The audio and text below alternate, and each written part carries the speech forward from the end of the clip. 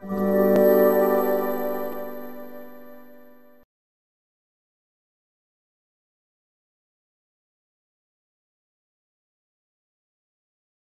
kita mulai saja ya. Dengan 11 mahasiswa, tidak apa-apa sambil menunggu mahasiswa yang lain. Baik, saya mulai. Selamat pagi, Assalamualaikum warahmatullahi wabarakatuh. Alhamdulillah kita bisa bertemu kembali di pertemuan virtual ini yang seharusnya dijadwalkan di tanggal 18. Kemarin diajukan di minggu ini. Saya kira tidak tanggal 9 Desember, karena 9 Desember itu libur nasional untuk pilkada.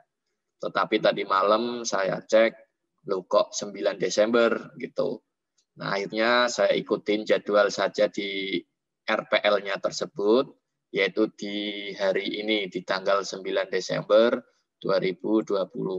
Jadi mungkin ada beberapa mahasiswa yang telat karena tadi ada yang menjadi petugas KPPS, ada yang masih di antri di TPS, tidak masalah. Ya, karena memang keadaannya seperti ini, mau gimana lagi, nah itu tidak masalah ya. Nah, untuk hari ini nanti kita akan mengulang materi yang sebelumnya sudah kalian kerjakan di e-learning, di RPL, e-learning RPL. Nah, di situ ada sampai di pertemuan 14, berarti ada 7 pertemuan setelah UTS, yaitu pertemuan 8 sampai pertemuan 14.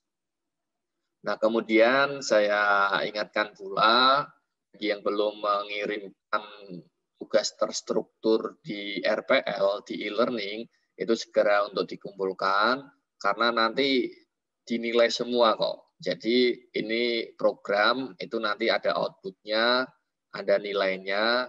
Nah, nilainya itu kalau yang untuk IKIP Gunung Sitoli akan diberikan ke dosen pengampunya, akan diberikan ke PIC-nya, Ibu Neti atau Ibu siapa kemarin. Nah, itu juga menurut saya penting bagi kalian juga. Nah, untuk mahasiswa Unpam, nanti itu akan diberikan sertifikat, seperti sertifikat ekuivalensi bahwa mengikuti program ini, itu bisa menjadi sertifikat pendamping kalian. Mungkin nanti juga akan diprogramkan lebih dari itu, entah hanya sertifikat saja, atau bagaimana nanti akan diumumkan kembali. Jadi pada prinsipnya program ini sama-sama penting. Untuk IKIP Gunung Sitoli juga penting untuk menunjang pembelajaran kalian masing-masing. Untuk Unpam juga penting. Meskipun di Unpam juga yang ngajar saya sendiri di Medpen, tapi ini berbeda karena nanti ada pengakuan tersendiri. Jadi di luar dari nilai mata kuliah metode penelitian. Begitu ya untuk para mahasiswa semuanya. Nah, untuk hari ini akan saya bahas mengenai R&D terlebih dahulu. Jadi saya bahas mengenai metodologi research and development. Ini sempat ditanyakan di pertemuan sebelumnya ketika YUM. Ada yang bertanya mengenai R&D. Nah, ini untuk penjelasan lebih lengkapnya ada di pertemuan untuk kali ini. Jadi, dari namanya metodologi research and development. Jadi, di dalamnya pasti ada penelitiannya, karena di sini research. Kemudian ada pengembangannya, yaitu development. Development kan pengembangan. Developing, mengembangkan.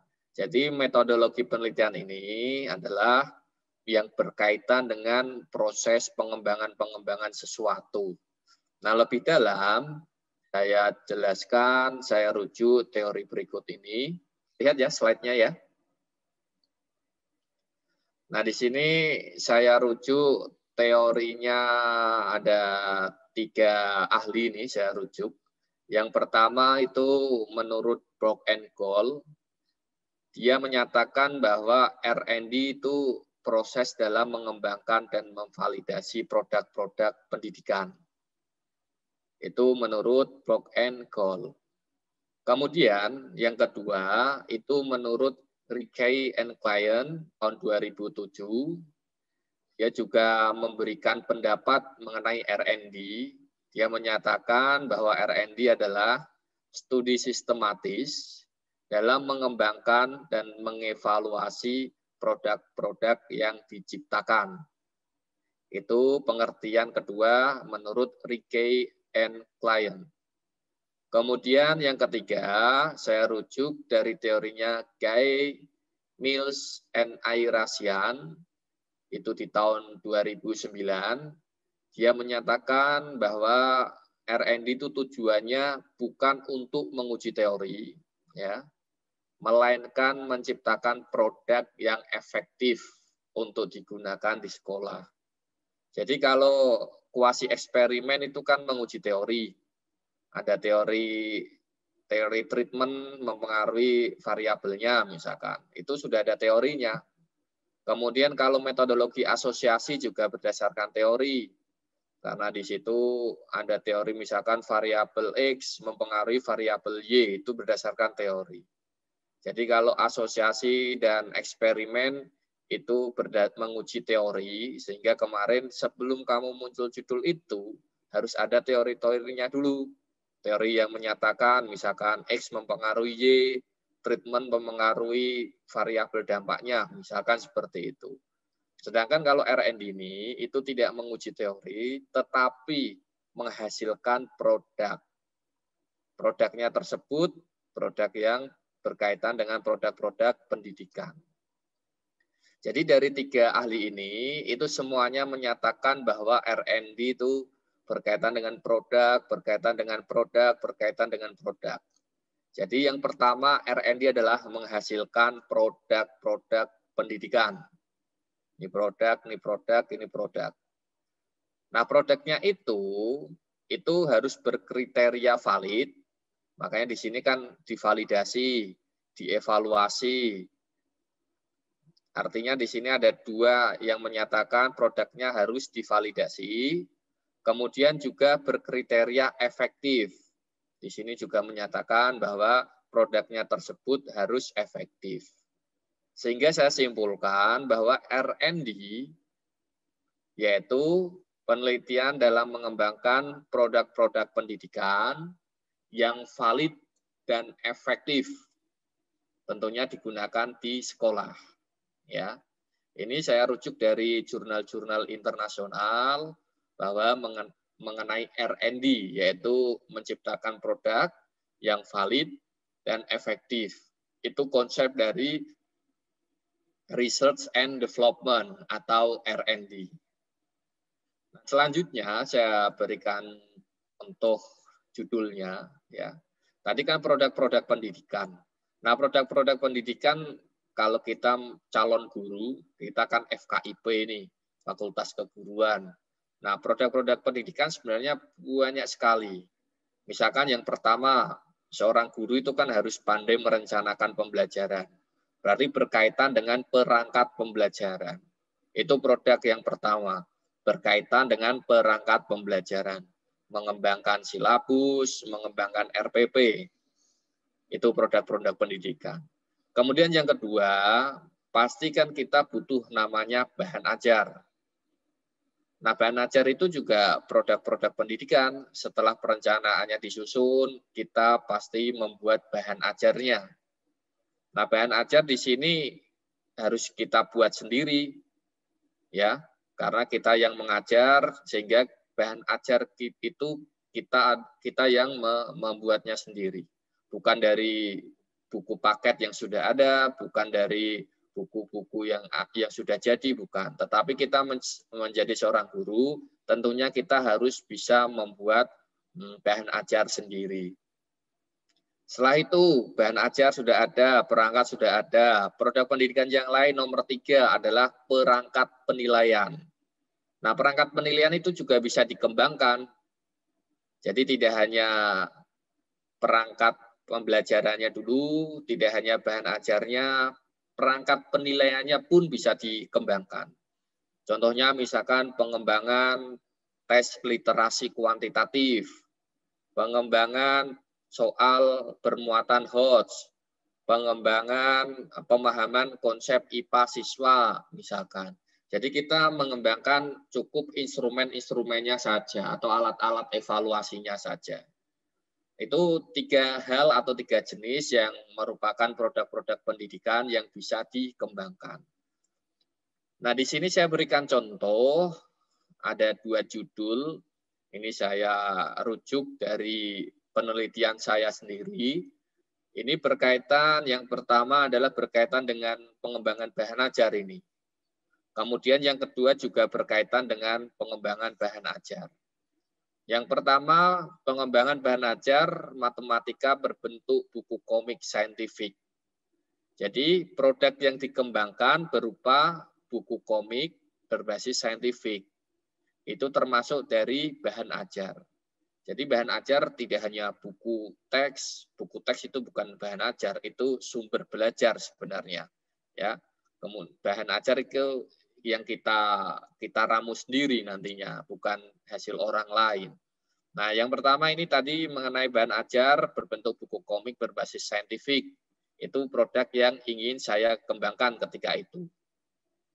Kemudian yang kedua adalah mengenai bahan ajar juga. Lembar kerja siswa itu kan bahan ajar. Bukan berarti lembar kerja siswa isinya soal-soal, sebutkan, jelaskan, berikan perbedaan, bukan hanya seperti itu. LKS di sini masih banyak jenisnya.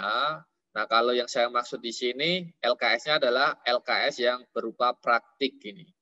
Di situ LKS-nya ada prediknya, ada observe-nya, dan ada explain-nya. Nah, ini untuk matematika juga, sehingga produk pengembangannya berupa LKS. Saya yakin untuk kalian semua calon guru kuliah di FKIP, mengembangkan itu hal yang mudah. Kalian pasti ada mata kuliah pengembangan bahan ajar. Pasti ada di FKIP itu. Kemudian ada mata kuliah perencanaan pembelajaran. Itu di FKIP pasti ada. Kemudian ada mata kuliah pengembangan media pembelajaran.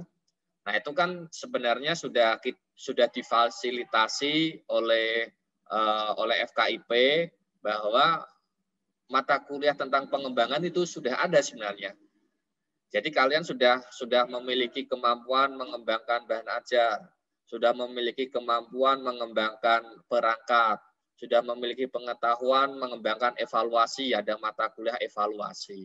Nah, di semester ini, semester 5 tentang metode penelitian ini, sebenarnya kita berikan cara secara ilmiahnya, bagaimana sih mengembangkan yang benar. Tetapi untuk teknis yang secara konten atau secara apa yang tadi kamu kembangkan, itu sudah ada di mata kuliah, saya rasa seperti itu. FKIP pasti ada perencanaan pembelajaran, FKIP pasti ada evaluasi pembelajaran, FKIP pasti ada perencanaan pembelajaran. Nah, itu semuanya sudah kalian peroleh tentunya. Sehingga kalau ingin menggunakan research and development, itu sangat baik sekali. Karena mata kuliah sebelumnya sudah dipelajari di semester ini, ditingkatkan kembali. Bagaimana sih mengembangkan produk-produk yang ilmiah. Seperti itu ya. Nah, selanjutnya mengenai karakteristik dari research and development. Ini saya rujuk teorinya Bock and Gold juga, tahun 89, bahwa karakteristik R&D itu ada 4 di sini. Yang pertama, adanya studi pendahuluan berupa masalah dan juga analisis kebutuhannya. Nah, kalau hanya berupa masalah, itu kan semua penelitian pasti berakar dari suatu temuan masalah, salah satunya itu. Sehingga kalau penelitian lain pasti ada studi pendahuluan tentang hal ini. Tetapi kalau R&D ada tambahan, yaitu adanya studi kebutuhan. Misalkan kamu ingin mengembangkan media pembelajaran berbentuk video bermuatan apa misalkan. Nah, itu kamu harus menganalisis dulu videonya itu isinya apa saja, kemudian karakteristiknya apa saja, itu namanya analisis kebutuhan. Kita butuh apa di video tersebut? Kita butuh materi apa di video tersebut? Kita sesuaikan dengan populasi kita seperti apa untuk populasi kita untuk mengembangkan video tersebut. Nah, itu artinya ada analisis kebutuhan. Nah, kalau hanya penelitian biasa yang tidak R&D, itu kan hanya temuan masalah dipecahkan melalui gagasan yang berbasis ilmiah. Tetapi kalau R&D ada namanya analisis tambahan, yaitu kebutuhan. Produk apa yang ingin dikembangkan itu harus didasarkan analisis dari kebutuhannya. Kemudian yang kedua, adanya proses pengembangan produk. Pasti, karena memang R&D mengembangkan produk, pasti ada prosesnya tentunya. Contohnya kayak apa prosesnya tersebut? Misalkan mendesain produk dan memvalidasinya kepada ahli. Di situ ada prosesnya, bahwa produknya ini kita rancang dulu. Kemudian setelah kita rancang, kita berikan ke ahli untuk divalidasi, untuk dinilai. Produk yang sudah dirancang itu sudah sesuai teori atau belum. Itu namanya memvalidasi dari produknya tersebut. Selanjutnya, nomor 3, itu adanya uji coba. Jadi setelah produk divalidasi ini, divalidasi oleh ahli, sudah memenuhi, produk itu diuji cobakan di lapangan. Diuji coba produk ini untuk mengetahui apa? Untuk mengetahui keefektifannya atau untuk mengetahui ketercapaian dari tujuan penciptaan produk, untuk mengetahui kebermanfaatan dari produk. Itu namanya tujuan dari uji coba produk, untuk mengetahui keefektifan. Kalau yang nomor 2 ini untuk mengetahui validitas produknya, yang ini untuk mengetahui keefektifan produknya. Setelah produk dilakukan uji coba, adanya revisi. Revisi kembali diperoleh dari uji coba produk. Jadi ini sebenarnya siklus. Produk diciptakan, produk dinilai oleh ahli, produk diuji coba, hasil uji cobanya dijadikan dasar untuk memperbaiki produknya tersebut. Sampai nanti berulang-ulang, lebih banyak uji coba, lebih bagus, karena di situ akan mengetahui kekurangan-kekurangan produk yang diciptakan. Contohnya sajalah, untuk saat ini kan kita sudah ada vaksin untuk COVID-19. Kan seperti itu. Nah, itu kan salah satunya juga produk hasil pengembangan, penelitian pengembangan di bidang kesehatan. Di situ setelah vaksin diciptakan, itu kan ada uji coba. Uji cobanya tidak hanya uji coba 1, 2, itu uji coba klinis saja, uji coba di lapangan, itu berkali-kali. Nah, artinya kan produk yang dihasilkan harus diuji coba berkali-kali. Karena ini kalau vaksin kan berkaitan dengan nyawa manusia itu. Jadi kalau diuji cobanya hanya 1 kali, oh sudah baik, nah belum tentu baik nanti untuk ke depannya. Makanya diuji coba berkali-kali, apakah benar bahwa vaksinnya itu sudah baik. Nah, kalau untuk pendidikan di sini, karena ini tidak berkaitan dengan nyawa secara langsung, jadi uji coba produk tidak sebanyak untuk kesehatan pun tidak masalah. Sehingga ada istilah bahwa taraf kesalahan untuk kesehatan itu tidak 0,05, tetapi adalah 0,01. Karena kecil taraf kesalahannya. Kalau taraf kesalahannya besar, ya bisa jadi akan fatal nanti berkaitan dengan nyawa manusianya tersebut. Kalau pendidikan, di situ taraf kesalahannya cukup 0,05. Itu lebih besar dibanding dengan kesehatan, 0,01. Nah, itu adalah karakteristik dari R&D tadi. Produk divalidasi, uji coba, kemudian diperbaiki. Begitu pula tadi contoh yang saya berikan mengenai vaksin tersebut. Dicoba berkali-kali, kalau kurang diperbaiki, sehingga di situ akan menjadi produk-produk yang sangat efektif. Kalau untuk vaksin berarti efektif membunuh virus atau mencegah virus masuk ke tubuh kita. Nah, itu secara mudah untuk pemahamannya. Selanjutnya adalah mengenai desain R&D. Nah, desain R&D ini sebenarnya ada banyak ya. Di sini saya sebutkan hanya 3, karena 3 inilah yang sering digunakan di dalam penelitian pendidikan. Ada Book and Goal, ada Tyagarajan, ada Dick and Carey.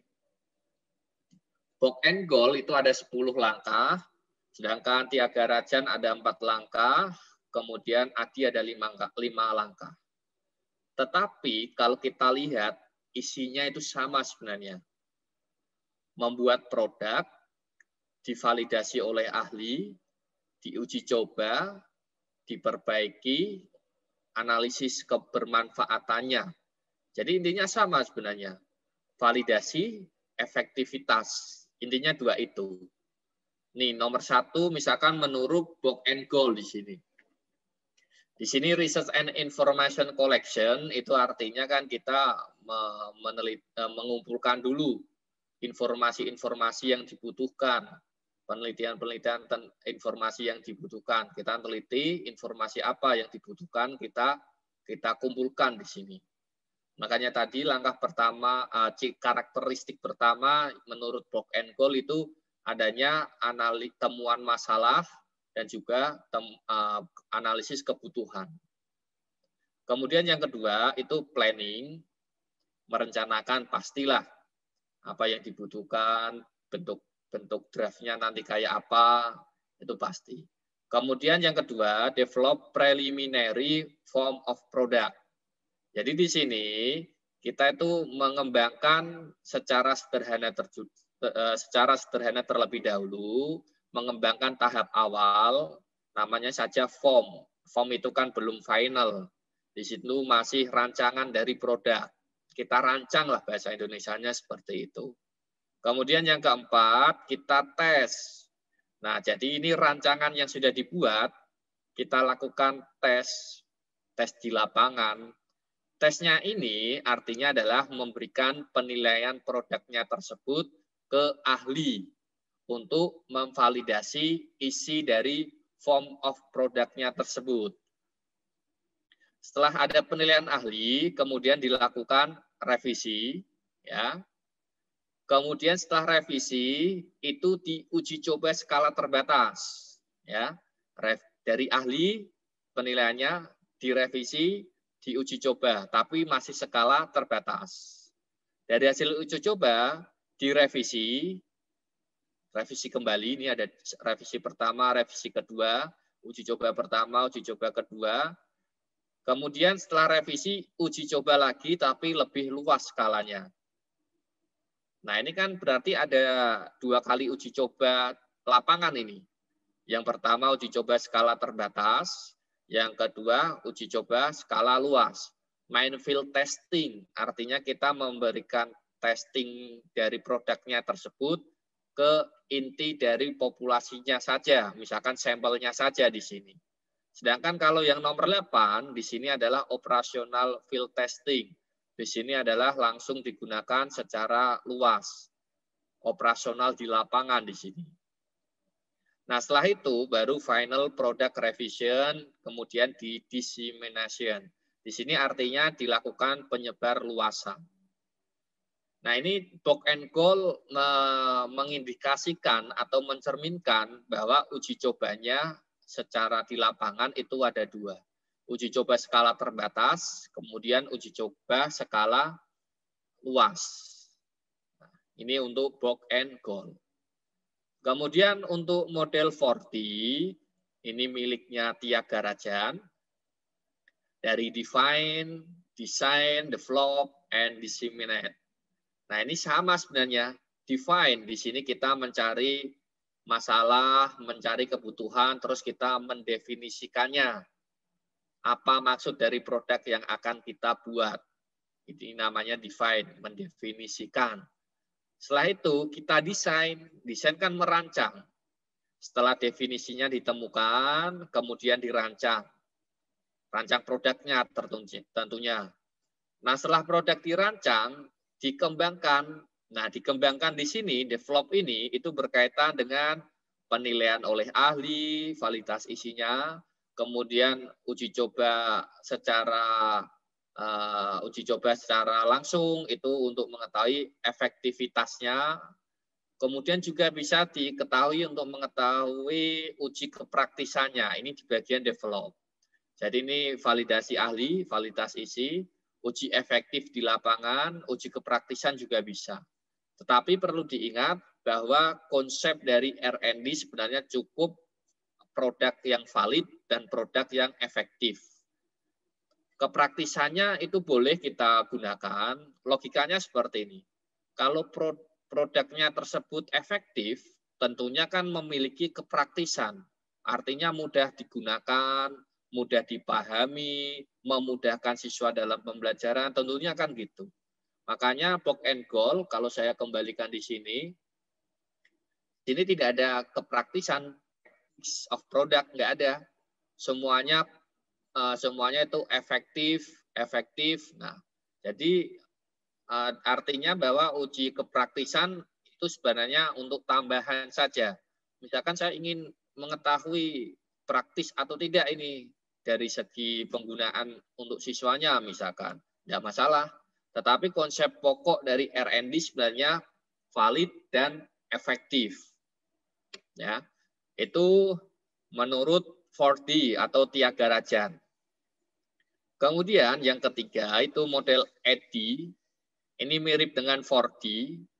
Bedanya ada tambahan evaluasinya di sini. Analyze itu sama dengan define sebenarnya. Kita menganalisis kebutuhan, menganalisis masalah, kita simpulkan apa solusi yang harus dipecahkan. Ini analyze sama dengan define ini. Kemudian desain sama, kita merancang produk. Development, kita sama mendevelopkan produknya atau mengembangkan produknya. Uji coba ke ahli, kemudian implementation, ini juga uji coba di lapangan lagi. Nah, ini hampir mirip dengan box and goal. Artinya, misalkan development ini ada uji coba dengan ahli, uji coba skala terbatas misalkan. Implementasinya itu uji coba skala luas. Setelah itu hasil uji coba skala luas dievaluasi. Hampir mirip di sini. Penilaian ahli, uji coba skala terbatas, skala luas. Di sini bisa kita taruh penilaian ahli, uji coba skala terbatas, implementation adalah uji coba skala luas, evaluasi adalah hasil dari nantinya diarahkan untuk memperbaiki dari produk-produk uji cobanya tersebut. Mirip dengan box and goal. Jadi dapat saya simpulkan, meskipun banyak desain dari R&D, ini kan ada 3 desain ini, ujung-ujungnya itu untuk mencari kevalitan produk, untuk mencari keefektifan dari produk. Ujungnya itu. Meskipun berbagai langkah ini untuk cara mengembangkan. Ujungnya mencari validasi of product, the finally to set the validasi of product. Kemudian yang kedua untuk mencari keefektifan dari produknya tersebut. Itu tercermin dari langkah-langkahnya ini. Validasi produk untuk mencari efektivitas, validasi produk, mencari efektivitas, validasi produk, mencari efektivitas. Jadi semuanya sama tujuannya, meskipun dilakukan dengan berbagai langkah. Itu menurut 3 ahli tersebut. Selanjutnya di sini saya gunakan atau saya sajikan analisis data. Ini analisis datanya hanya tulisan-tulisan saja ya, konsep-konsep saja. Untuk lebih tahu bentuknya kayak apa, untuk CVI ini ada di modul, sedangkan untuk statistika inferensial deskriptif ini ada di modul juga. Tetapi kalau modul metode penelitian di situ hanya konsepnya, untuk cara praktisnya ada di mata kuliah statistika. Saya juga membuat modul statistika juga. Jadi ini saling berkaitan dengan statistika. Untuk MedPen saya jelaskan konsepnya saja ya. Untuk secara praktis ada di statistika sebenarnya. Nah, yang pertama karena kita tujuannya adalah menganalisis validasi dari produk, menganalisis keefektifan dari produk. Tentunya analisis data yang kita butuhkan ya berkaitan dengan dua hal ini tentunya. Yang pertama, bagaimana sih untuk menentukan validitas isi dari produk? Itu yang pertama. Kemudian yang kedua, bagaimana untuk menentukan keefektifan dari produk? Itu kan butuh namanya alat. Alatnya kalau dalam istilah penelitian itu analisis data. Nah, yang pertama mengenai validitas isi dari produk. Ini ada berbagai macam sebenarnya ya. Ada content validity ratio, kemudian ada teknik apa nama itu? Bukan dolphin kan hewan ya. Delphi bukan dolphin ya. Ada content validity ratio, ada teknik Delphi. Nah, yang saya sebutkan di sini itu namanya content validity index. Ini saya berikan karena mudah perhitungannya. Kalau CVR, content validity ratio atau teknik Delphi itu lebih hitungannya lebih sulit lah. Kalau untuk content validity index itu hanya proporsi saja kita mainannya. Jadi nanti kalian semuanya sebelum produk kamu berikan ke ahli, kamu kan membuat pedoman penilaiannya. Seperti angket lah. Angketnya tersebut skalanya ada 4, 1, 2, 3, dan 4.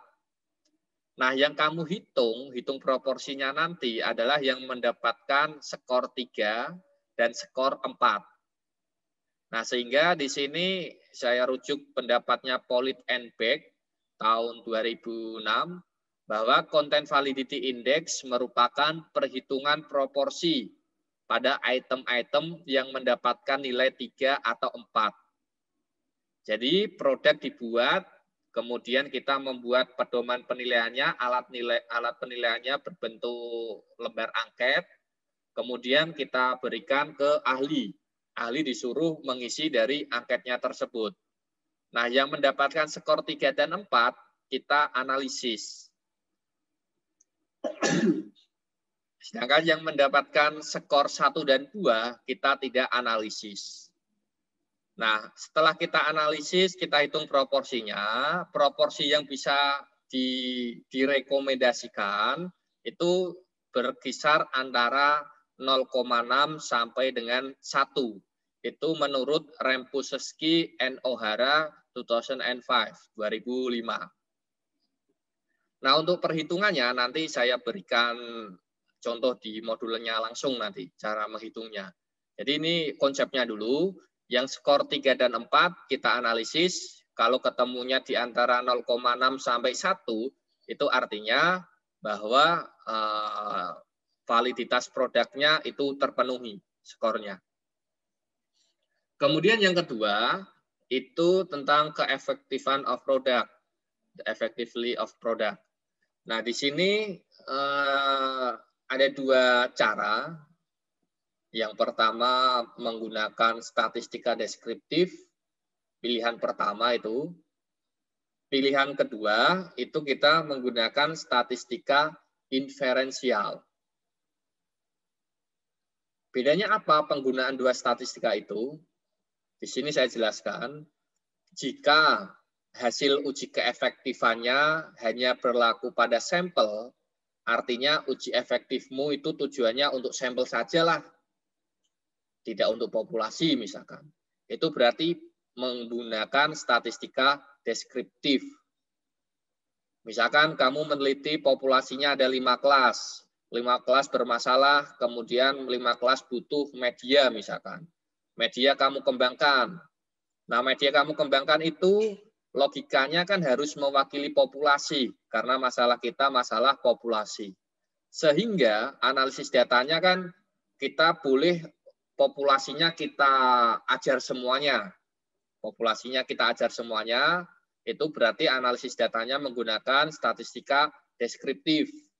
Karena kita tidak mengambil sampel dari populasi, tetapi semua populasi kita ajar, kemudian hasilnya dianalisis menggunakan statistika deskriptif.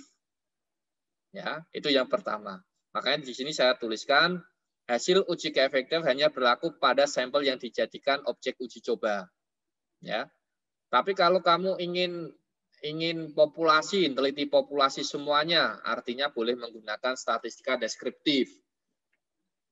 Kalau ambil sampel, artinya kalau menggunakan statistika deskriptif, hanya berlaku untuk sampelnya itu saja. Berbeda kalau statistika inferensial. Meskipun di sini kamu mengambil sampel uji cobanya, kemudian kamu analisis menggunakan statistika inferensial, itu hasilnya bisa mewakili populasi yang lebih luas. Ya. Meskipun ini, saya ulangi, meskipun ini sampel yang nantinya kita uji coba, tetapi hasilnya bisa mewakili populasi. Kalau statistika yang digunakan statistika inferensial. Tapi kalau statistikanya adalah statistika deskriptif, ya berlaku untuk objek uji cobanya saja. Kalau kita uji coba di kelas A, nah berarti berlaku untuk kelas A saja. Misalkan kita uji coba di kelas B, kalau menggunakan statistika deskriptif, ya hasilnya berlaku di kelas B. Itu bedanya. Ya, ini untuk materi mengenai research and development. Silahkan bagi para mahasiswa yang ingin menanyakan atau ingin memperdalam mengenai R&D, barangkali nanti kalian bisa membuat skripsi mengenai research and development. Misalkan ingin seperti itu hal yang sangat bagus sekali, karena kamu berani mengembangkan produk, kemudian produknya divalidasi oleh ahli, kemudian diuji coba di lapangan. Nah, kalau manajemen yang saya ajar itu kan saya arahkan, bukan saya arahkan sih, saya bebaskan lah rata-rata memang asosiasi dan eksperimen. Itu tidak apa-apa. Nah, ini misalkan di program ini saya berikan penjelasan lebih dari mata kuliah manajemen misalkan, lebih tertarik R&D, silakan menggunakan R&D. Begitu ya. Silakan bagi yang ingin bertanya, saya berikan waktu untuk bertanya.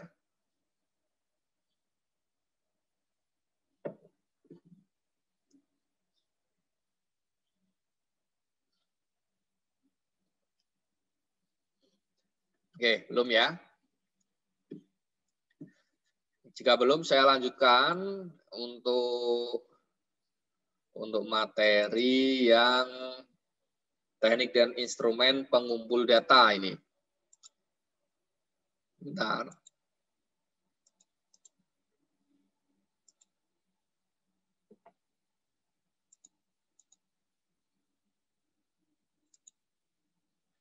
Teknik dan instrumen pengumpul data.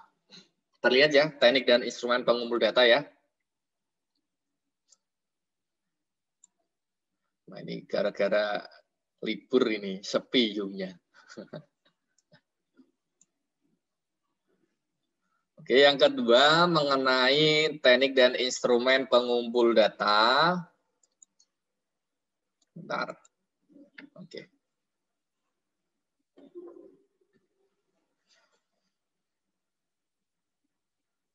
Nah, teknik dan instrumen pengumpul data ini itu masih berkaitan, semuanya penelitian lah, pasti membutuhkan alat ukurnya atau alat pengumpul datanya.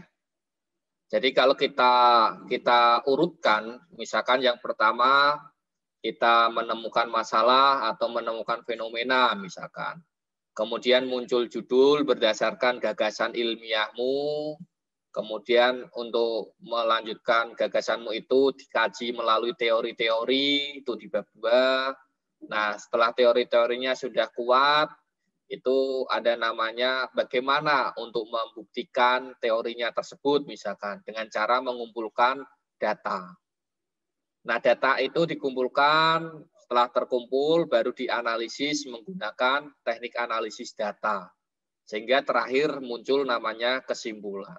Jadi kerangka besarnya kalau kita urutkan itu seperti itu. Masalah, gagasan ilmiah, muncul judul, kita kaji-kaji teorinya untuk memperkuat, untuk langkah selanjutnya, kemudian ketemu instrumennya, alat datanya, data terkumpul, nah setelah itu baru dianalisis. Nah ini tentang teknik dan instrumen pengumpul data, ini dua istilah ya, dua istilah yang berbeda, tetapi sering terbolak-balik.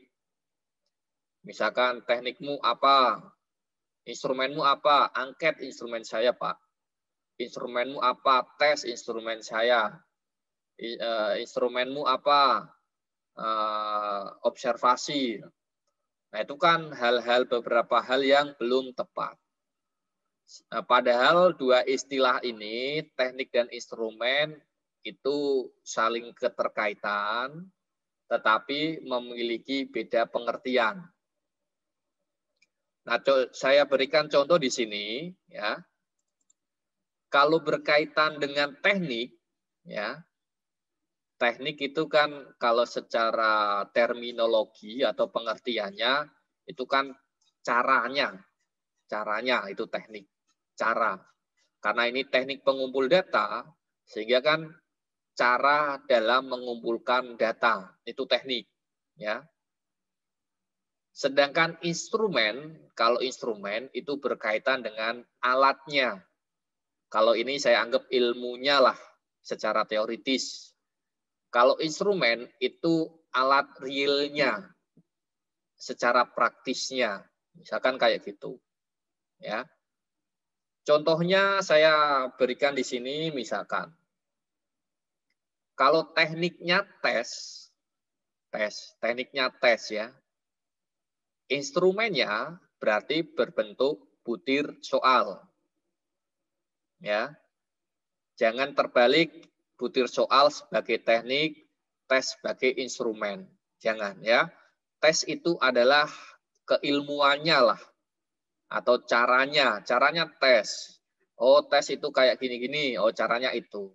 Kemudian alatnya apa? Soal. Itu ya. Kemudian yang kedua. Contoh yang kedua misalkan tekniknya berbentuk angket. Ya, tekniknya berbentuk angket atau teknik angket. Instrumennya lalu apa? Instrumennya ya lembar angket. Ya, yang isinya pernyataan-pernyataan. Itu instrumennya. Ini butir soal atau lembar soal. Kalau ini adalah lembar angket. Kalau misalkan yang ketiga, tekniknya observasi. Berarti instrumennya ya lembar observasi. Nah, ketiga ini ya, ini yang merupakan contoh teknik dan contoh instrumen yang kuantitatif datanya, mengumpulkan data-data yang kuantitatif. Tes akan menghasilkan angka karena merupakan proses pengukuran. Saya ingin mengetahui hasil belajar kalian, saya berikan tes. Dari tes akan kita analisis menghasilkan angka. Jadi saya mengukur hasil belajar kalian menggunakan tes, instrumennya butir soal akan menghasilkan angka.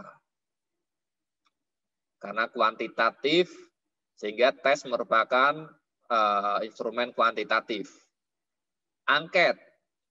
Angket juga bisa menghasilkan angka. Misalkan kamu checklist sangat setuju, kamu checklist setuju, kamu checklist ragu-ragu misalkan. Dari checklist-checklistmu itu bisa dianalisis dan menghasilkan angka. Selanjutnya adalah observasi. Nah, observasi ini observasi ada dua jenis sebenarnya. Kita bisa observasi yang berkaitan dengan kuantitatif, artinya observasinya kita kuantitatifkan. Kemudian ada juga observasi yang cukup kualitatif. Sehingga di sini observasinya kalau untuk kualitatif ini adalah observasi untuk data observasi yang tidak menghasilkan angka, tetapi menghasilkan tulisan-tulisan. Misalkan kamu mengobservasi di kelas, siswa ini sering terlambat, hasilnya seperti itu misalkan. Nah itu artinya kan observasinya hanya menghasilkan tulisan, bukan kuantitatif. Tetapi kalau yang kuantitatif ini, observasinya itu kita akan menghasilkan angka. Misalkan kamu membuat instrumen observasi aktivitas kelas, misalkan. Kamu membuat pernyataan siswa aktif bertanya. Kamu checklist ya atau tidak, misalkan. Ya atau tidaknya itu kan nanti bisa menghasilkan angka. Artinya observasi yang kuantitatif ini kita sudah susun instrumennya seperti angket, tetapi yang mengisi bukan pesertanya sendiri atau persepsi orangnya tersebut yang kamu ukur, tetapi observer lah yang memberikan penilaian di observasinya ini. Jadi observasi ada dua jenis, observasi kuantitatif dan observasi kualitatif. Selanjutnya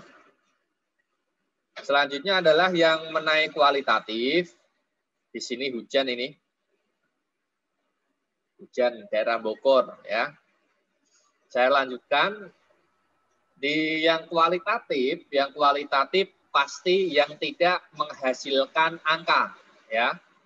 Kualitatif instrumennya tidak menghasilkan angka. Contohnya teknik wawancara. Apakah akan menghasilkan angka? Tidak. Kalau wawancaranya misalkan ada angka-angkanya, tidak masalah. Tetapi angka-angka tersebut kita tidak boleh menganalisisnya. Menganalisis statistik maksudnya ya. Misalkan berapa umurmu? 70 tahun, si A. Berapa umurmu si B? 20 tahun. Berapa umurmu si C? 50 tahun misalkan. Nah, umur-umur tersebut kita tidak bisa menganalisis rata-rata umur di warga tersebut misalkan, itu tidak bisa. Itu ciri khas kualitatif karena kita tidak boleh menggunakan statistika, entah itu statistika deskriptif, entah itu statistika inferensial. Nah, ini yang khusus yang kualitatif ini. Jangan sampai kualitatif tapi menganalisis angka. Itu teknik yang pertama, wawancara. Kemudian teknik yang kedua adalah observasi. Nah, observasi ini tadi seperti yang saya jelaskan, ini observasi kualitatif. Jadi kamu tidak perlu membuat rancangan instrumennya, cukup kamu datang saja misalkan di tempat observer, kamu lihat, kamu catat, kamu lihat, kamu catat. Itu artinya observasi kualitatif. Kalau observasi ini harus ada instrumennya dulu ini seperti angket. Nanti kamu datang di sekolahan, kamu lihat di checklist, kamu lihat di checklist, kamu lihat di checklist. Itu bedanya, ya. Kemudian yang ketiga itu teknik studi dokumen. Studi dokumen itu bukan foto kamu analisis. Misalkan rata-rata kan mahasiswa tekniknya apa? Dokumentasi, isinya foto saja, foto-foto di lapangan, di foto-foto. Ya itu memang dokumen, tetapi studi dokumen maksudnya bukan itu. Maksud dari studi dokumen di sini adalah dokumen-dokumen pendukung. Itu kamu ambil, kamu analisis. Misalkan judulmu tentang implementasi pembelajaran selama pandemi misalkan. Dokumen pembelajarannya kan bisa kamu ambil. Ada RPP-nya tidak, ada silabusnya tidak, kemudian ada bukti mengajarnya tidak. Nah, itulah dokumen-dokumen yang perlu dianalisis. Bukan difoto kemudian dijadikan dokumen, bukan, ya. Tetapi dokumen-dokumen pendukungnya, ya. Selanjutnya adalah catatan lapangan. Nah, catatan lapangan ini hampir mirip dengan observasi. Kamu terjun di lapangan, kamu mencatat semua hal, ya, semua hal dicatat dari awal sampai akhir lah. Nah, kalau observasi di sini kamu mencatatnya mungkin bisa berkaitan dengan yang kamu sasar. Misalkan kamu yang kamu sasar tentang proses pembelajarannya, berarti kamu observasi tentang prosesnya saja. Kalau catatan lapangan lebih luas dari itu. Semua hal kalau catatan lapangan. Ya. Itu adalah teknik dan instrumen pengumpul data, ya. Selanjutnya mengenai ini saya bahas mengenai teknik tes ini. Nah, saya minum sebentar ini.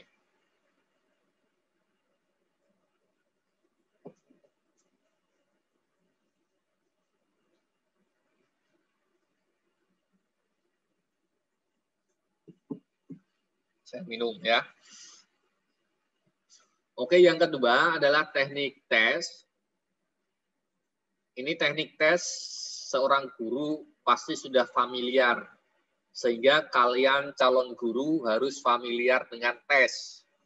Karena meskipun kurikulum kita 2013 itu ada KI tentang kognitif, ada KI tentang sikap, ada KI tentang keterampilan, tetapi ujung-ujungnya masih berkaitan dengan tes ujung-ujungnya. Masih berkaitan dengan kognitif. Meskipun sekarang ada AKM, ya, ada dari AKM itu isinya numerik, karakter, kemudian sama literasi, tetapi ujung-ujungnya menurut saya masih berkaitan dengan kognitif, ya. Maka dari itu tes ini sangat penting letaknya, ya.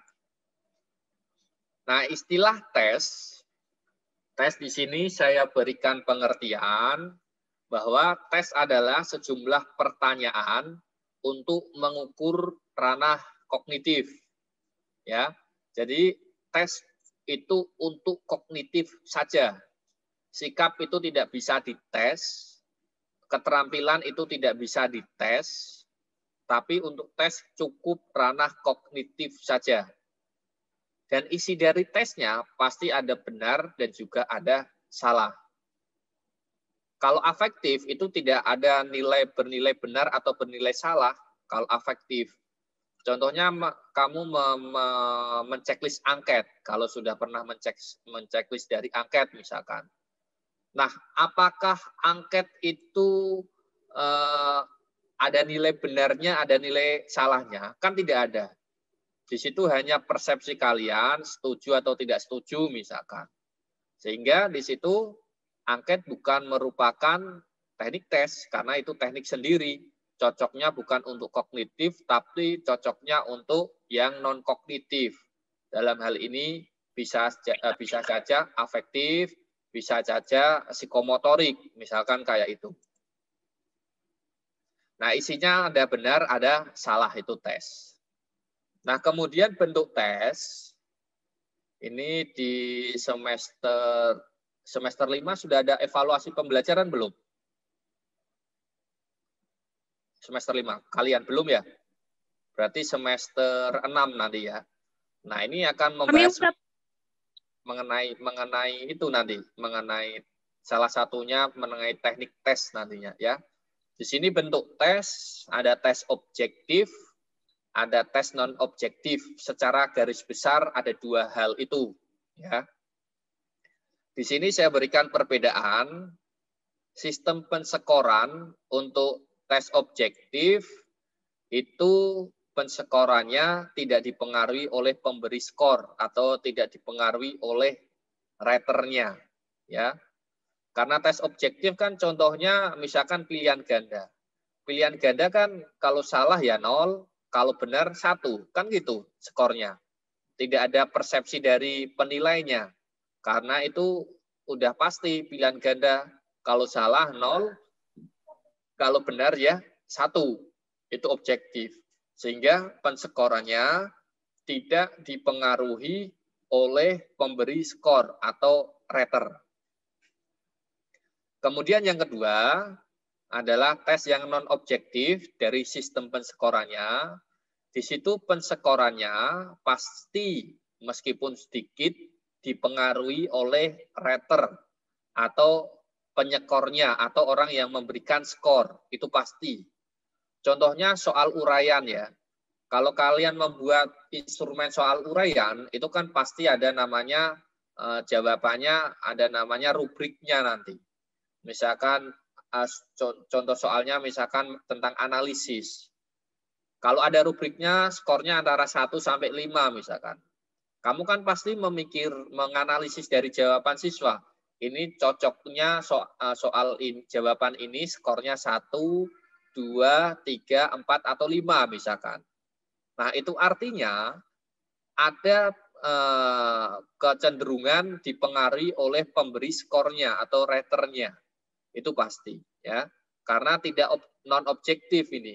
Namanya saja tes non-objektif. Artinya ada pengaruh dari yang memberikan nilai. Kalau ada istilah, ini dosennya tidak objektif nih. Nah, berarti artinya menilainya tidak melihat dari yang diperoleh mahasiswanya misalkan. Karena dipengaruhi oleh hal-hal yang lain. Oh, misalkan dosennya, misalkan mahasiswanya ini sering maju sehingga kenal dengan dosennya, sehingga dosennya memberikan nilai yang baik. Misalkan ada persepsi seperti itu. Itu non-objektif ya. Kemudian bentuk tesnya. Nah, bentuk tesnya kalau objektif itu contohnya tadi ada pilihan ganda, ada benar salah, menjodohkan, soal contoh tes-tesnya itulah. Uraian objektif. Nah, uraian objektif ya uraian singkat lah. Misalkan kalau kalian dulu sekolah kan ada yang Romawi 1 pilihan ganda misalkan. Romawi 2 itu tentang uraian singkat. Nah, itu maksudnya uraian objektif maksudnya. Kemudian yang bagian ketiga baru uraian non objektif. Nah, ini yang untuk non objektif, uraian non objektif ya. Kemudian pembeda yang ketiga penggunaannya, tes objektif itu biasanya untuk bidang ilmu sains dan teknologi ya. Kemudian non objektif itu biasanya untuk ilmu-ilmu sosial. Meskipun ya, ini tidak harus seperti ini misalkan. Sains boleh kok menggunakan objektif, tetapi lebih cocoknya pasti yang sains dan teknologi itu menggunakan tes-tes objektif, sedangkan yang untuk bidang ilmu sosial itu non objektif. Ya, idealnya seperti itu. Itu mengenai bentuk dari tes.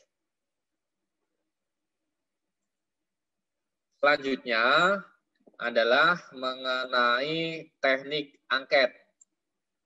Tadi tes, sekarang angket.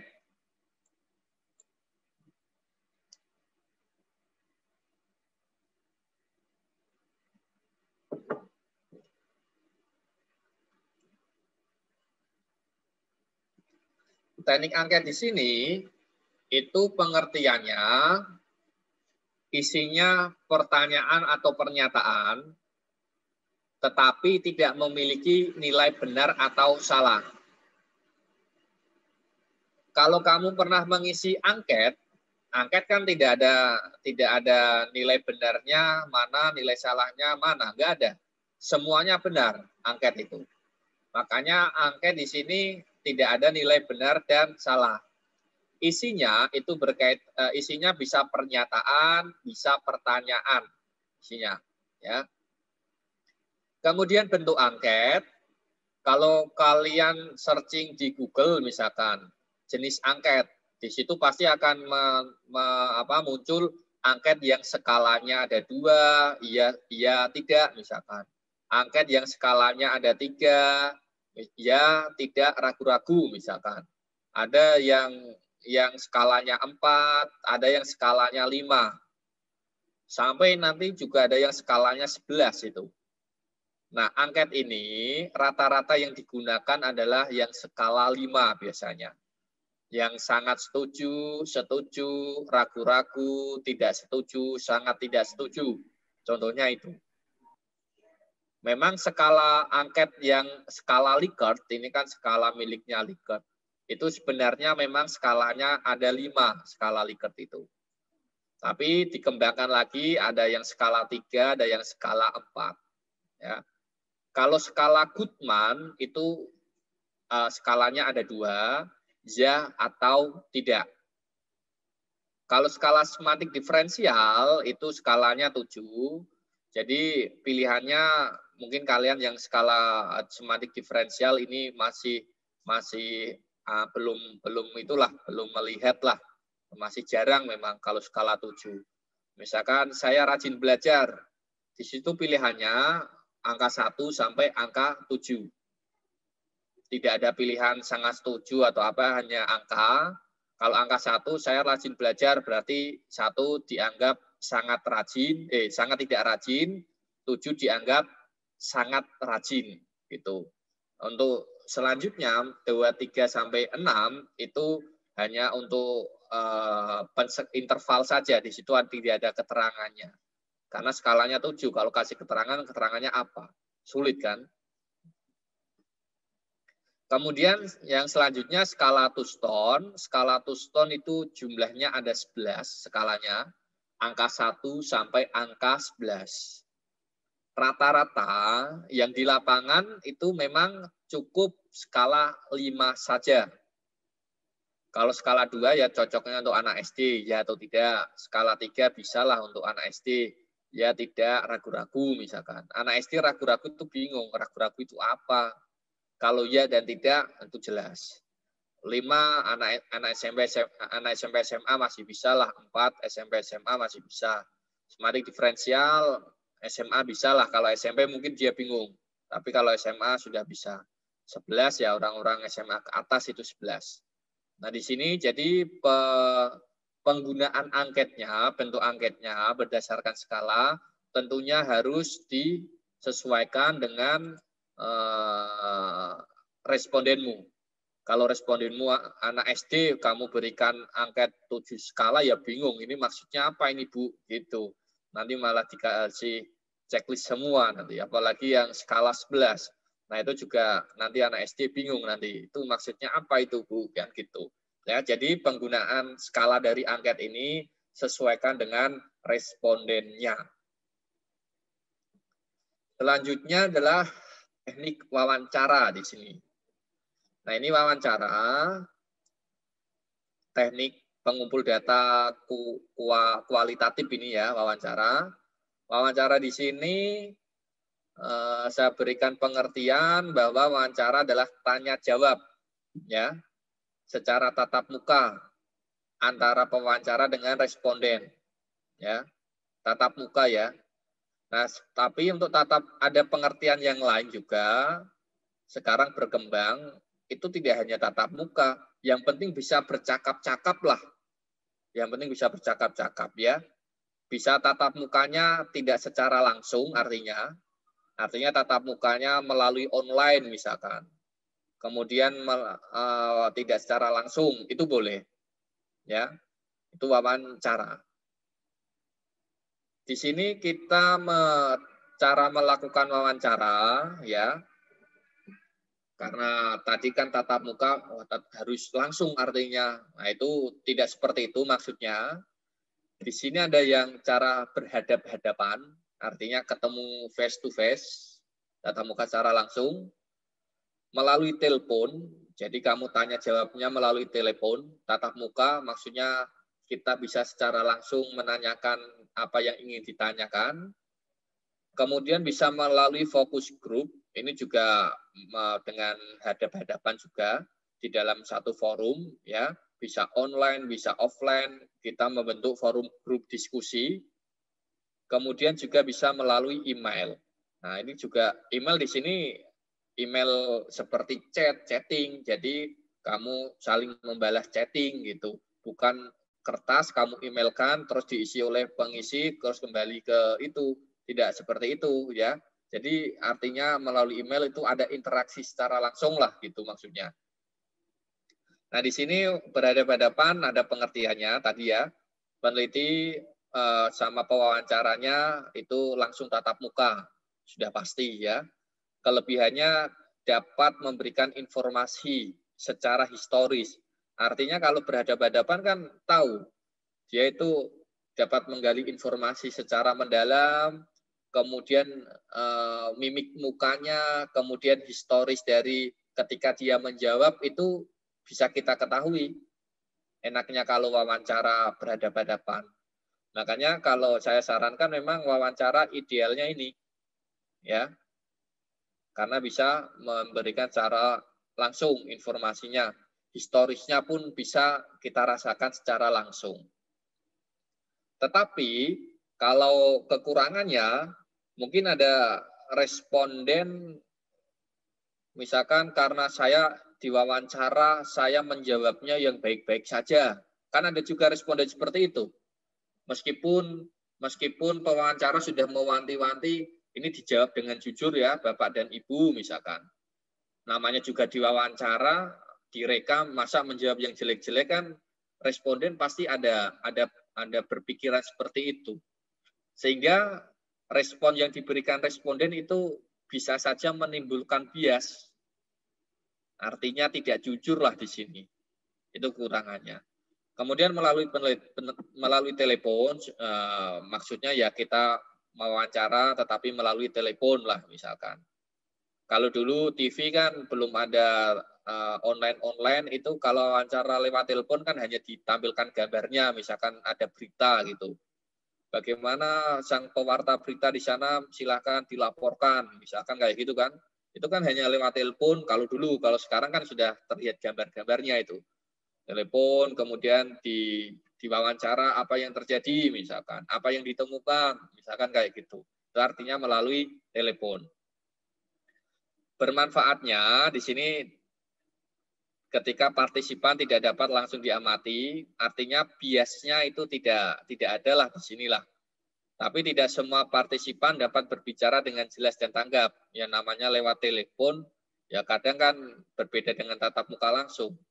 Kalau lewat telepon kadang tidak jelas, kalau hadap-hadapan langsung kan menggalinya lebih dalam, lebih jelas dari itu. Fokus grup itu seperti kita diskusi, jadi ada masalah yang dianalisis, tentunya kelebihannya pertanyaannya masih bisa kita kendalikan, tetapi namanya wawancara itu kan harusnya tidak boleh banyak orang, karena kita menyimpulkannya nanti sulit. Sehingga ada istilah triangulasi. Triangulasi artinya cukup 3 saja yang sumber yang kita wawancara. Agar apa? Agar mudah untuk menyimpulkan nantinya. Nah, kalau fokus grup itu kan orangnya banyak, sehingga informasi yang diperoleh pun banyak. Cara menyaringnya, cara menyimpulkannya pun nanti juga akan kesulitan, karena orangnya terlalu banyak. Melalui email, ini juga tidak bertatap muka secara langsung, jadi hanya berkaitan dengan ketik-ketikan, menulis saja. Artinya kan kalau hanya tulisan kan kadang orang bisa menulis dengan baik sehingga maksudnya akan tersampaikan dengan baik. Tapi kadang ada orang yang tidak bisa menulis dengan baik sehingga maksudnya tidak bisa disampaikan dengan baik. Nah, makanya di sini ada kelebihan sama kekurangannya. Nah, kalau menurut saya dari keempat ini, yang paling ideal untuk wawancara adalah yang berhadap-hadapan. Tatap mukanya berhadap-hadapan. Kemudian selanjutnya itu mengenai teknik observasi. Seperti tadi yang saya sampaikan, teknik observasi, ada observasi yang berbentuk kualitatif, ada observasi yang berbentuk kuantitatif. Ya. Nah, ini jenis observasi ada 4, saya rujuk teorinya Creswell ini. Peneliti sebagai partisipan utuh, peneliti partisipan pengamat, peneliti sebagai pengamat, dan peneliti sebagai pengamat penuh. Ya, hampir sama ini namanya.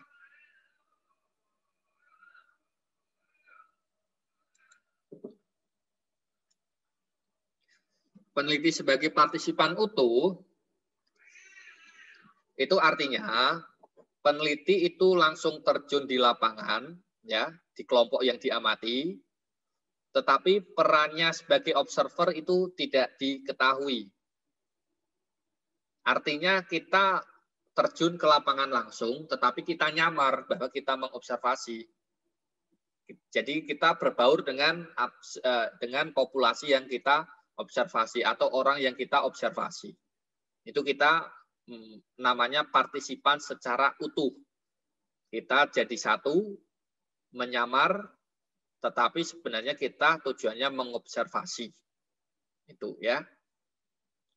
Kelebihannya, peneliti dapat pengalaman langsung, artinya memang real ini dirasakan oleh observernya. Kekurangannya bisa jadi observer itu sebagai pengganggu, karena di situ orang lain kok tahu-tahu masuk. Biasanya kan bisa menjadi dianggap menjadi pengganggu dari kelompok atau komunitas tertentu. Sedangkan yang jenis observasi kedua, sebagai partisipan pengamat, ini kita juga masuk ke komunitasnya, tapi kita jujur bahwa kita melakukan observasi. Kalau ini kita full, kita pura-pura, tapi pura-puranya di sini sebenarnya untuk observasi. Kalau ini kita masuk ke dalam komunitasnya, tetapi tujuan untuk observasinya ini dapat diketahui oleh kelompoknya tersebut. Contohnya kalau di dalam acara di televisi, itu misalkan ada tentang yang di pulau-pulau atau suku-suku yang di luar lah. Itu kan ada diliput biasanya. Orang yang meliput itu namanya observer. Dia mengobservasi, tanya jawab dia, mengobservasi di lapangan. Tapi orang yang diobservasi tahu, oh bahwa ini tujuannya untuk memberikan observasi. Itu artinya partisipan sebagai pengamat. Nah, kelebihannya peneliti dapat melakukan perekaman. Nah, artinya kan kita rekam secara real. Tadi kan yang seperti saya sampaikan, kita bisa merekam kalau dalam acara TV misalkan ada suku-suku yang dari luar kita rekam, itu artinya kita memang langsung terjun membaur, tetapi sebagai observernya terlihat. Kemudian yang selanjutnya membatasi para subjek untuk memberikan informasi yang bersifat rahasia. Nah, artinya kan namanya juga secara terbuka, kalau ada info-info yang rahasia kan tidak bisa disampaikan. Nah, kalau ini bisa rahasia ini bisa disampaikan, orang ini nggak tahu bahwa ada observer masuk di dalam komunitasnya, artinya kan ini ya.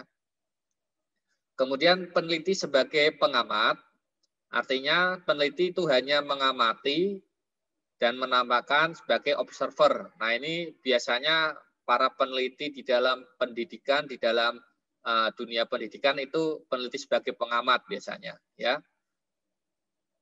Misalkan kamu masuk ke kelas, misalkan, kamu kan siswa kan tahu kan itu, oh ini ada ibu guru, terus kamu ngomong nanti ibu belajar bersama di sini ingin mengamati kalian. Nah itu artinya sebagai pengamat gurunya, ya.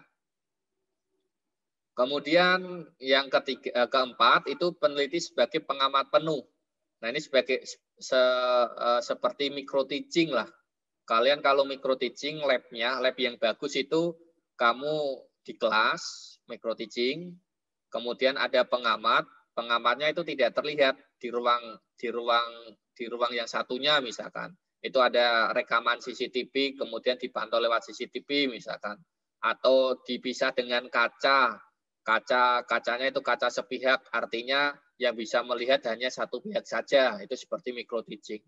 Nah ini kekurangannya tidak ada menurut Creswell, karena di situ memang murni kamu mengamati, tidak yang lain tidak tahu mengamatinya kayak apa, sehingga di sini cocoknya yang terakhir ini untuk micro teaching, ya itu teknik observasi. Itu untuk masalah teknik dan instrumen pengumpul data. Silakan jika ada pertanyaan mengenai instrumen ini. Belum ya?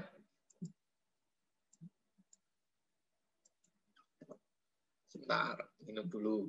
Ngomong terus capek.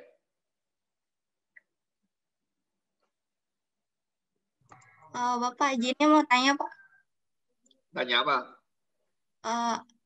Kan yang di pernah lihat-lihat lembar angket tuh Pak, kan ada yang kalau yang dicontohin kan sangat setuju sama tidak setuju kan.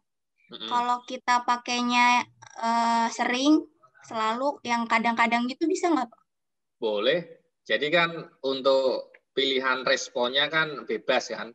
Yang penting skalanya dalam hal ini. Misalkan skala 5 kita rancang responnya tidak hanya sangat setuju, misalkan sangat benar, benar sekali, misalkan sering, kemudian sangat sering, itu boleh. Oke, makasih. Ya. Bagaimana yang dari IKIP? Di IKIP ini tugasnya sudah sampai mana ini di IKIP ini kalau mata kuliah MedPen ini, metode penelitian?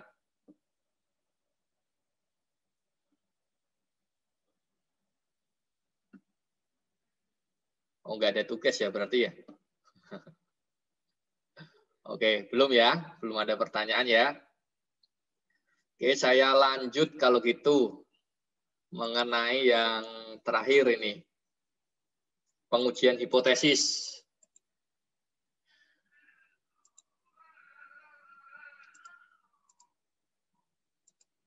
Pengujian hipotesis. Terlihat ya ini ya, pengujian hipotesis ya. Kalau di IKIP itu statistika di semester berapa ya? Semester 5, Pak. Oh, berarti bersamaan dengan mata kuliah metode penelitian ya? Iya. Oh, gitu. Kalau statistika Iya, diajar tentang statistika inferensial tidak? Diajar, Pak. Oh, berarti tentang uji-uji sama ya? Artinya kalau sama kan masih ada link lah, kita nanti ngobrolnya enak kan gitu ya. Kalau misalkan belum ada, misalkan tidak di semester 5 atau tidak semester 4, nah uji hipotesis ini nanti akan kesulitan untuk mendalaminya. Karena uji hipotesis ini berkaitan dengan statistik sebenarnya. Jadi uji hipotesis, kalau statistik yang digunakan adalah statistik inferensial, bukan yang deskriptif. Kalau deskriptif kan mean, median, standar deviasi, modus, kemudian ada varians, ada kuartil, ada persentil, itu statistika deskriptif. Kalau statistika inferensial itu kan ada uji T, one sample t-test, independent sample t-test, ada pair sample t-test, kemudian ada uji F. Uji F itu biasanya untuk uji homogenitas, untuk analisis regresi, itu menggunakan uji F, regresi ganda. Kalau regresi sederhana biasanya menggunakan uji T. Kemudian ada uji chi-square dan lain sebagainya. Itu semuanya statistika inferensial itu adalah membutuhkan namanya pengujian hipotesis. Kalau yang statistika deskriptif itu tidak ada uji hipotesis, ya. Sedangkan kalau inferensial itu butuh namanya uji hipotesis. Nah, di sini saya jelaskan, ini di video juga sudah saya jelaskan maksud dari hipotesis itu kayak apa. Kalau dalam perspektif penelitian, kemarin saya di video lupa menjelaskan, hipotesis pengertian dari perspektif statistik dan perspektif penelitian. Kalau dalam perspektif penelitian, hipotesis itu adalah jawaban sementara. Itu hipotesis dalam penelitian ya. Jadi kamu merancang proposal, itu kan ada rancangan rancangan hipotesisnya. Itu jawaban sementara. Kalau tidak H0 ya tidak, kalau tidak H0 ya H1 misalkan. Itu artinya jawabannya masih jawaban sementara. Alternatifnya kalau tidak H0 ya H1 atau HA. Itu dalam perspektif penelitian. Tapi kalau dalam perspektif statistik, karena uji hipotesis itu hipotesis itu berkaitan dengan statistik sebenarnya ya. Kalau dalam perspektif statistik, hipotesis itu berkaitan taksiran terhadap parameter dari populasi. Jadi kita menaksir populasi di situ berdasarkan sampel yang kita ambil datanya. Jadi hipotesis itu kayak itu. Ada populasi, kita taksir populasinya itu dengan cara mengambil sebagian dari populasinya atau mengambil sampel dari populasinya. Kita taksir. Nah, yang kita taksir apa saja? Yang kita taksir itu yang berkaitan dengan ini. Ya. Di situ adalah yang kita taksir adalah parameter-parameternya ini. Yang ini ya. Kalau yang ini statistika deskriptif ini ya. Parameternya ada misalkan parameter min. Kita taksir. Minnya itu berapa populasinya itu. Kita ambil sampelnya, kita analisis, kemudian kita akan tahu nilai min dari populasinya itu. Sehingga kalian dalam uji hipotesis, min itu tidak X-bar ini, tetapi min itu simbolnya adalah mu. Ini, kalau di dalam buku statistika saya. Karena kita menaksir populasi melalui data sampel. Itu. Ya. Kemudian misalkan standar deviasinya, kita tidak lagi S, tetapi adalah sigma. Korelasinya, di situ saya simbolkan tidak R, tetapi adalah rho, seperti huruf P. Kalau di buku statistika saya tulis seperti itu. Ya karena memang statistika yang inferensial itu ya berkaitan dengan taksiran terhadap populasi, terhadap parameter populasi, berdasarkan dari sampel yang kita ambil. Itu uji hipotesis. Jenisnya, secara statistik jenisnya ada dua. Ada H0, ada HO atau HA atau H1. Hipotesis 0 atau hipotesis alternatif. Nah, di sini pengertiannya, kalau hipotesis 0 kan artinya tidak terjadi perubahan lah, tidak terjadi perbedaan. Konstan, tidak ada pengaruhnya. Sehingga contohnya misalkan mu1 sama dengan mu2. Artinya, di sini tidak ada perbedaan antar parameternya, ya. Antara mu1 dan mu2 itu sama, sehingga tidak ada perbedaan. Kemudian beta 1 dengan beta 2 itu juga sama, sehingga tidak ada pengaruh, tidak ada perbedaannya ini, tidak ada pengaruhnya. Itu hipotesis secara hipotesis 0. Kemudian selanjutnya adalah hipotesis alternatif. Nah, hipotesis alternatif ini itu lawan dari hipotesis 0. Semula tidak ada perbedaan menjadi ada perbedaan. Misalkan mu1 berbeda dengan mu2. Beta 1 berbeda dengan beta 2. Selanjutnya adalah mengenai konsep dari pengujian hipotesis. Nah, ini sering terjadi kesalahan ya di lapangan ya, terutama untuk mahasiswa S1 lah, penelitian-penelitiannya. Di situ analisis atau unit analisis datanya itu data populasi, tetapi kok diuji hipotesis. Itu kan tidak tepat ya. Kalau unit analisisnya populasi, berarti analisis datanya menggunakan statistika deskriptif. Harusnya kayak itu. Kalau unit analisisnya populasi. Tapi kalau unit analisisnya itu sampel, nah itu boleh dilakukan uji hipotesis. Nah ini untuk mahasiswa saya harus bisa dibedakan ini. Jangan sampai nanti skripsinya populasinya diambil semuanya, kemudian diuji hipotesis. Kalau saya tanya, loh ini kan bukan sampel, ini sampel Pak, sampel jenuh. Sampel jenuh itu istilah yang menurut saya tidak tepat. Itu sebenarnya cocoknya itu untuk subjek penelitian. Ya, subjeknya itu secara keseluruhan penelitiannya. Bukan sampling jenuh diambil semua, bukan, ya. Namanya sampel itu adalah bagian dari populasi, namanya sampel. Bukan keseluruhan populasi. Ya. Kalau keseluruhan populasi yang menerima anggotanya itu ya namanya populasi. Semua anggota yang populasi kan semua anggota general yang bisa masuk ke dalam populasinya itu namanya populasi. Kalau sampel dimanapun berada sampel itu pasti sebagiannya saja. Kalau populasinya ada 5, sebagiannya ya bisa 4, bisa 3, bisa 2, bisa 1. Kalau populasinya misalkan cuma 2 orang misalkan, ya sebagiannya ya hanya 1 orang saja yang bisa kita ambil sampel.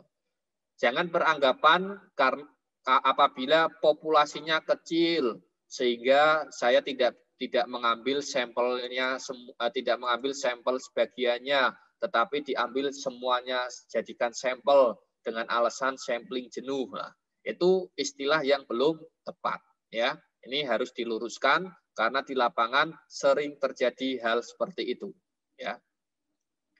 Kembali lagi ke konsep pengujian hipotesis, ya. Pengujian hipotesis, saya tegaskan lagi, itu hanya berlaku untuk unit analisis sampel.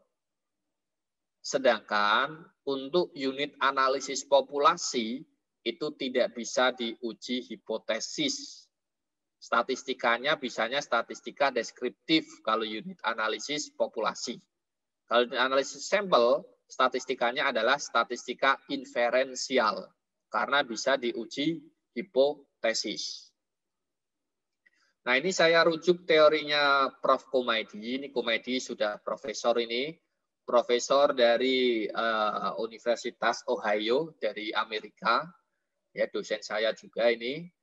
Nah, mungkin manfaat ini temannya ya. Ini saya rujuk teorinya dari pendapatnya Prof. Kumaydi. Dia menyatakan bahwa pengujian hipotesis itu pengujian jarak antara parameter, ya. Jadi ini populasi ya. Jarak populasi dengan statistik yang diobservasi. Nah, dengan sampel artinya jarak antara populasi dan sampel atau taksiran populasi terhadap dengan sampel dibandingkan dengan standar error estimasi statistik. Artinya kita mengambil distribusi dari samplingnya. Sudah ada dua pernyataan ini yang menyatakan bahwa pengujian hipotesis itu sampel. Ini yang pertama. Kemudian yang kedua adalah ini. Tidak ada hipotesis jarak antara parameter dengan populasi dengan memperkirakan distribusi populasi, enggak seperti itu. Tetapi jarak antara parameter populasi dengan statistik data sampel dibandingkan dengan standar error ketika mengambil distribusi samplingnya. Ya, sehingga kalau kita tulis tes statistik itu selisih antara statistik dan parameter dibagi standar error estimate statistik. Itu, ya. Sehingga muncullah rumus seperti ini. Itu secara konsep. Ya. Selanjutnya, nah ini kesalahan keputusan ini ya. Seharusnya, tapi ini jarang-jarang itu sih, jarang menganalisis tentang hal ini ya. Ini untuk pengetahuan. Saya rujuk pendapatnya Prof. Kumaydi lagi ya. Kumaydi dan manfaat itu pengujian hipotesis merupakan keputusan menerima H0 atau menolak H0. Ya. Kalau menerima H0 artinya H1 yang ditolak kan. Kalau menolak H0 artinya HA lah atau H1-nya lah yang kita terima. Ya. Ada dua tipe kesalahan dalam pengambilan keputusan. Kesalahan yang pertama itu jika kondisi H0 benar, ya, jika kondisi H0-nya benar, tapi justru kamu tolak, itu artinya kamu melakukan kesalahan tipe 1. Ya. Kalau H0-nya bernilai benar, harusnya yang diterima adalah H0. Kalau H0-nya salah, yang ditolak adalah H0, yang diterima bukan H0. Ya. Ini memang kalau tidak membaca dengan itu teliti bingung ini maksudnya apa ini. H0 benar, kok ini salah, ini tepat. Nah, logikanya kalau H0 benar, yang diterima adalah H0. Bukan H0 yang ditolak. Kalau H0 salah, yang ditolak adalah H0, bukan yang diterima adalah H0. Nah, sekarang kesalahan tipe 1 itu berkaitan dengan taraf kesalahannya, ya, berkaitan dengan errornya. Kalau H0 benar, taraf kesalahannya kita menggunakan misalkan lebih dari 0,05 misalkan. Itu kan bisa jadi yang semula H0-nya benar bisa jadi ditolak. Bisa jadi iya ditolak karena berkaitan dengan kesalahannya atau taraf signifikansinya. Nah, taraf signifikansinya itu kita bisa mengontrol kesalahan tipe 1 ini dengan cara apa? Dengan cara memperkecil dari taraf signifikansinya atau kesalahannya kita perkecil. Misalkan yang semula 0,05 kita perkecil lagi menjadi 0,01. Nah, itu untuk mengetahui bahwa untuk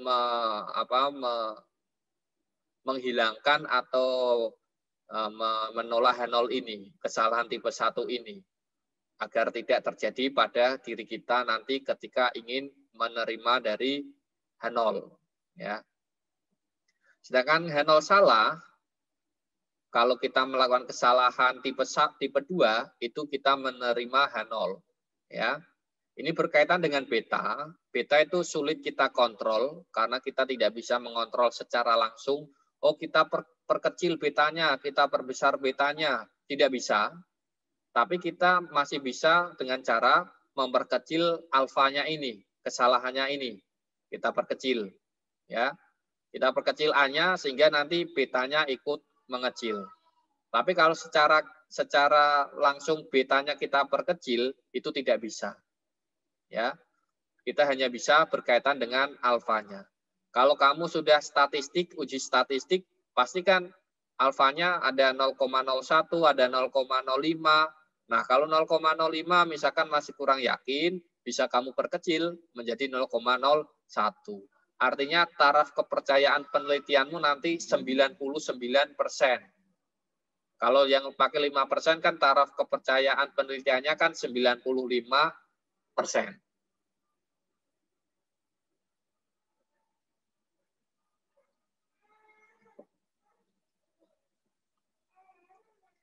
Kemudian selanjutnya itu mengenai jenis pengujian hipotesis, ya. Ini saya jelaskan ada 4 distribusi, ya. Distribusi Z, distribusi T, distribusi Q kuadrat, distribusi F. Yang sering kamu gunakan itu distribusi T dan distribusi F. Biasanya cuma itu. Individual t-test, pair sample t-test, kemudian pair sample t-test. F itu bisa regresi linier, kemudian ada ANOVA, kemudian ada ada ANOVA 2 jalan, ANOVA 1 jalan, kemudian ada uji homogenitas. Nah, itu biasanya yang kamu gunakan T dan F. Namun secara teoritis, kalau kita distribusinya Y, itu artinya berkaitan dengan uji normalitas, ya, uji normalitas. Penggunaan hipotesis menggunakan distribusi Y sebagai uji statistik, artinya tabel pengujiannya adalah tabel normal standar. Ini untuk uji beda rata-rata dan uji proporsi apabila simpangan baku pada populasi itu tidak diketahui. Tapi kalau T ini itu untuk uji beda rata-rata, uji proporsi juga, tetapi simpangan baku pada populasi itu tidak diketahui. Sehingga kalian tuh kalau menguji statistik dulu, itu kan populasinya tidak diketahui. Tahu-tahu data sampel saja kamu analisis.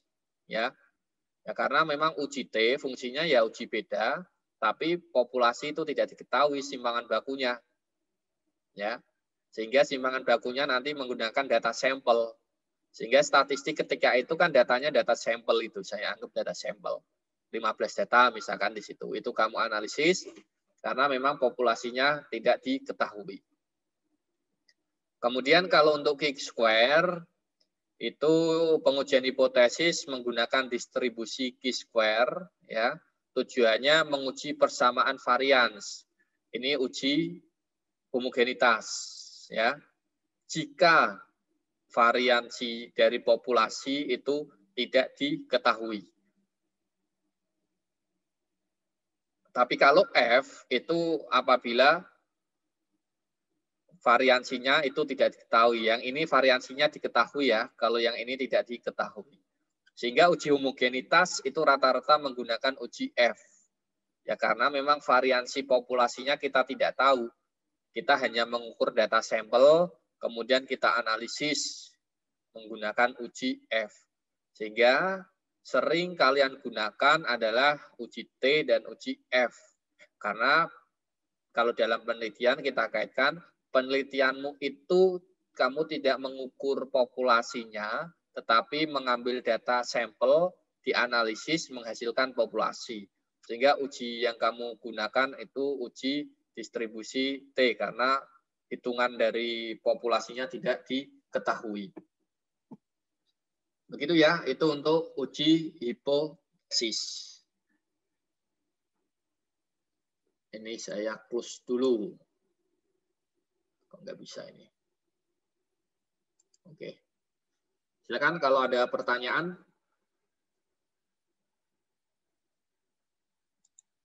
Belum ya. Nah ini karena ini kan Zoom terakhir ya, karena minggu depan itu sudah UAS. Tugas-tugas dilengkapi. Ada sebagian saja yang sudah saya nilai itu pertemuan 1-2 sama pertemuan 8-9 kalau tidak salah yang sudah saya nilai untuk tugasnya ya. Untuk tugas yang lain nanti ya, menyusul karena memang berbagi waktu ini, ya, berbagi waktu dengan tugas-tugas yang lainnya, jadi belum semuanya saya koreksi. Tapi pada prinsipnya semuanya sudah saya cek dari tes awal kalian masing-masing, diskusi kalian masing-masing, tugas terstrukturnya, ada yang belum mengumpulkan, sampai di tes akhir. Tes akhir juga ada beberapa yang belum melakukan tes akhir gitu. Nah itu semuanya sudah saya cek, tetapi belum secara keseluruhan saya nilai. Ini ada Mas Bobi bertanya itu, apa syarat uji hipotesis itu Pak? Harus data berdistribusi normal. Oke, terima kasih Mas Bobi Yaman. Ini saya jawab ya pertanyaannya.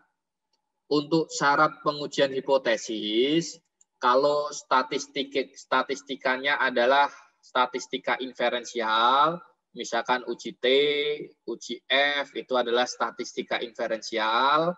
Kalau uji chi-square, uji Y itu statistika inferensial tapi non-parametris ya. Kalau uji T dan uji F itu statistika inferensial tapi yang parametris. Nah, kalau yang parametris itu butuh uji syarat, yaitu datanya harus normal. Ya. Jadi kalau statistikanya inferensial parametris, itu data harus normal. Sedangkan kalau statistikanya inferensial tapi non-parametris, itu statistikanya syaratnya tidak ada. Ya. Boleh normal, boleh tidak normal. Itu ya Mas Bobi Yaman.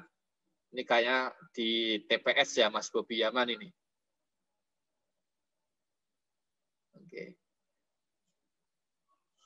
Oke, terima kasih Mas Bobi ya. Oke, sudah dibalas chatnya. Mungkin ada yang lain?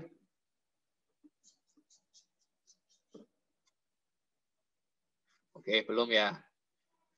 Nah, ini nanti UAS minggu depan ya, UAS minggu depan. Nanti 1 minggu dikerjakan, setelah itu kan programnya selesai ya. Nah ini kan Zoom terakhir dalam forum ini. Kemarin juga sudah ada monitoring dari Kemendikbud. Nah, pada kesempatan ini, meskipun nggak penuh ya, saya memohon maaf apabila ada kesalahan ketika menjelaskan ya. Ada kesalahan kata, misalkan ketika forum diskusi, kemudian ketika Zoom sampai sampai di Zoom terakhir ini jadwalnya juga mendadak, ya itu mohon dimaafkan karena memang situasinya mendadak sekali. Ya, saya kira tidak di ini karena tidak di hari ini, tapi karena jadwalnya hari ini ya sudahlah kita ikutin saja.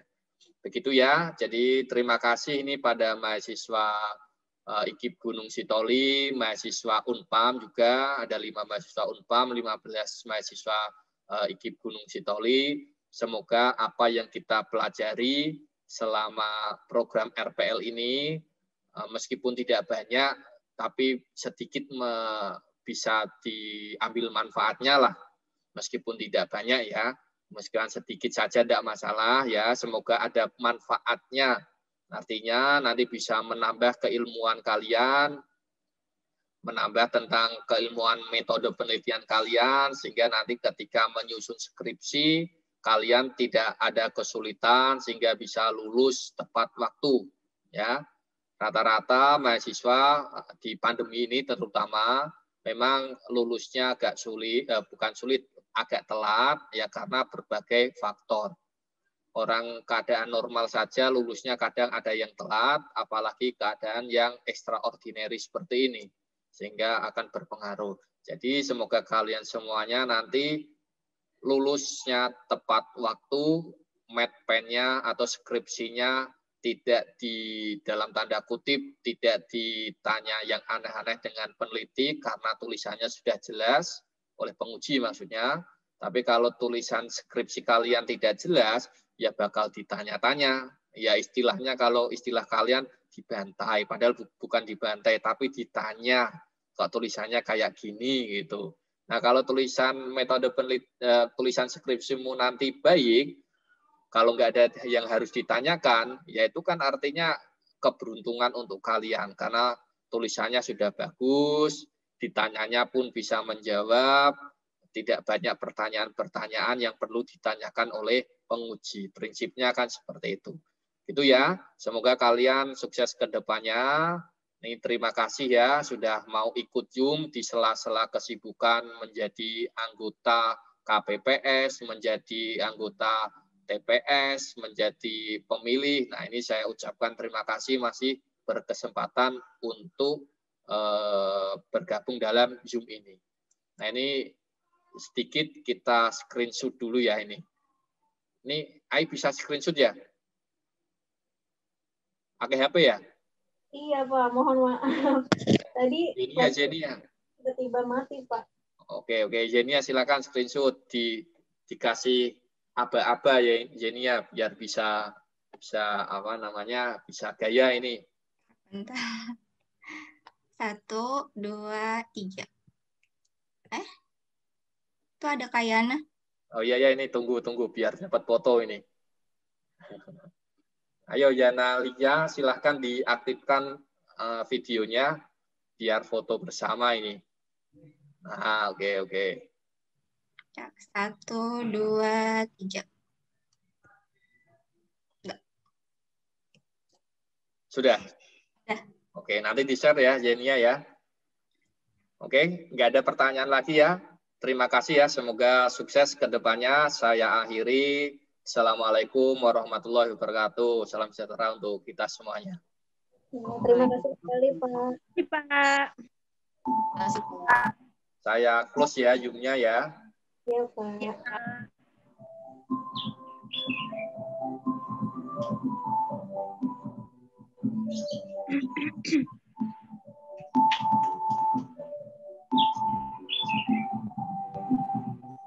Makasih ya Kak Zenia, Kak Ai.